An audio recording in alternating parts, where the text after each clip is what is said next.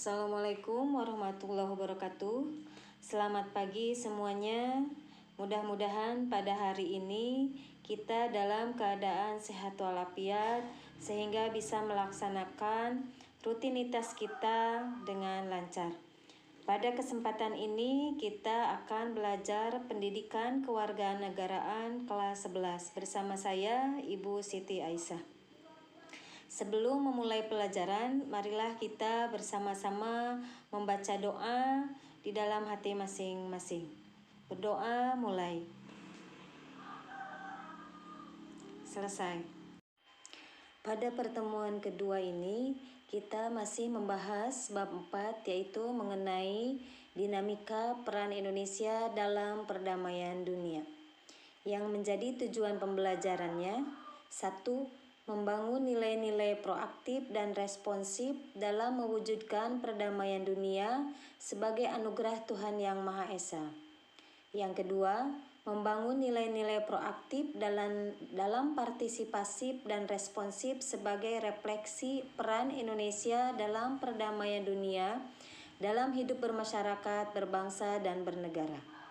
Yang ketiga, mendeskripsikan peran Indonesia dalam menciptakan perdamaian dunia melalui hubungan internasional. Yang keempatnya, menganalisis peran Indonesia dalam menciptakan perdamaian dunia melalui organisasi internasional.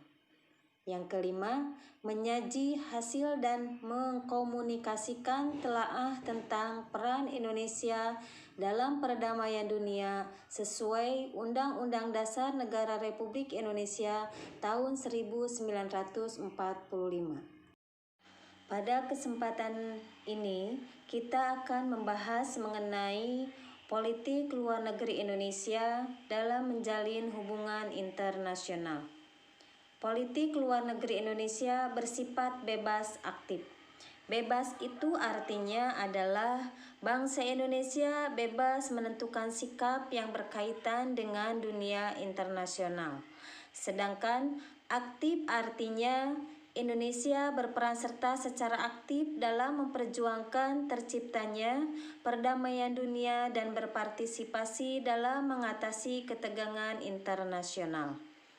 Politik Indonesia selalu menitik beratkan pada peran atau kontribusi yang dapat diberikan oleh bangsa Indonesia bagi kemajuan, peradaban, dan perdamaian dunia. Hal ini dapat dilihat dari peristiwa-peristiwa di bawah ini yang dengan jelas menggambarkan bentuk kerjasama yang dikembangkan bangsa Indonesia. Yang pertama, Indonesia menjadi anggota Perserikatan Bangsa-Bangsa yang ke-60 pada tanggal 28 September 1950. Meskipun pernah keluar dari keanggotaan PBB pada tanggal 7 Januari 1965 sebagai bentuk protes atas diterimanya Malaysia menjadi anggota tidak tetap Dewan Keamanan PBB.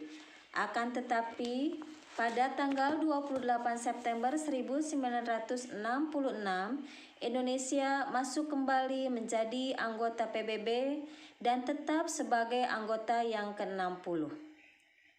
Yang kedua, memprakarsai penyelenggaraan Konferensi Asia Afrika pada tahun 1955 yang melahirkan semangat dan solidaritas negara-negara Asia Afrika yang kemudian melahirkan Dasar-Sila Bandung.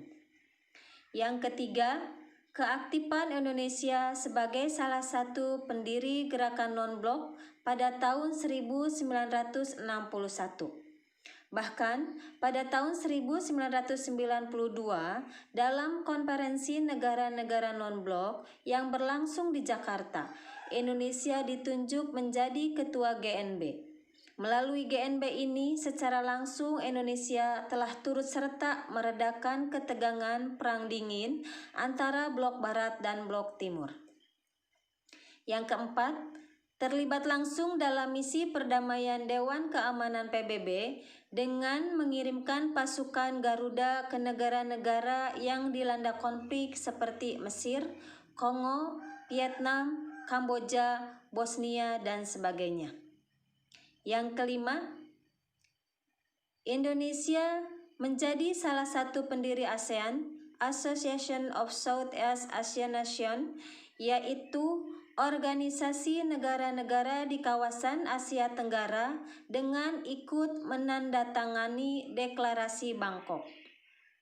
Yang keenam, ikut serta dalam setiap pesta olahraga internasional mulai dari SEA Games, Asian Games, Olimpiade, dan sebagainya. Yang ketujuh, Indonesia aktif juga dalam beberapa organisasi internasional lainnya, misalnya Organisasi Konferensi Islam atau OKI, Organisasi Negara-Negara Pengekspor Minyak atau OPEC, dan Kerjasama Negara Asia Pasifik atau APEC. Yang terakhir, menyelenggarakan hubungan diplomatik dengan berbagai negara yang ditandai dengan pertukaran perwakilan diplomatik dengan negara yang bersangkutan. Sampai saat ini, Indonesia sudah menjalin kerjasama bilateral dengan 162 negara. Sebagai wujud dari hal tersebut, di negara kita terdapat kantor kedutaan besar dan konsulat jenderal negara lain. Begitu juga dengan kantor kedutaan besar dan konsulat jenderal negara kita yang terdapat di negara lain. Demikian tadi pembahasan pada kesempatan kali ini. Mudah-mudahan bisa dipahami dan sampai bertemu lagi di pertemuan berikutnya. Assalamualaikum warahmatullahi wabarakatuh.